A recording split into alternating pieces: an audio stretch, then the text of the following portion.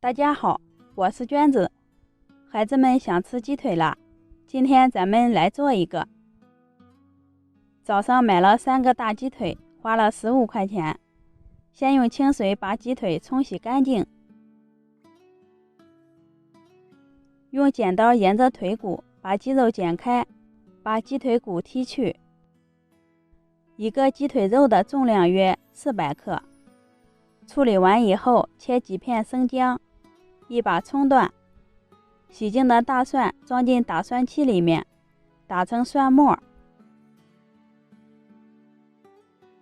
接着调个料汁儿，碗里倒入1勺老抽，2勺生抽，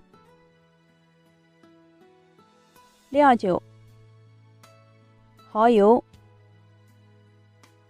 再来1勺蜂蜜，最后倒入300毫升的清水，把料汁稀释一下，搅匀之后先放在一旁备用。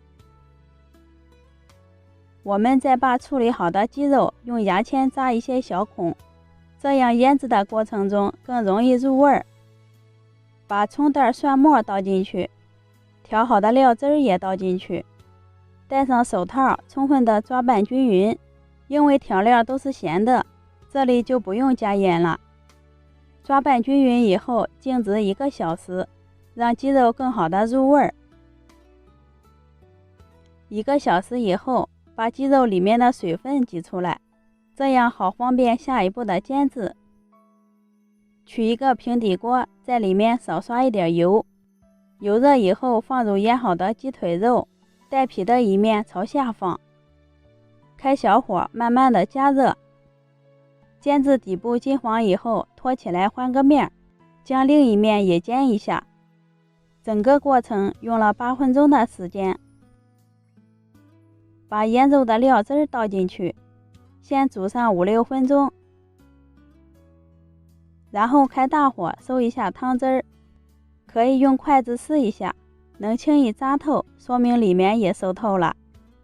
关火就可以盛出来了。然后切成长条，装入盘中。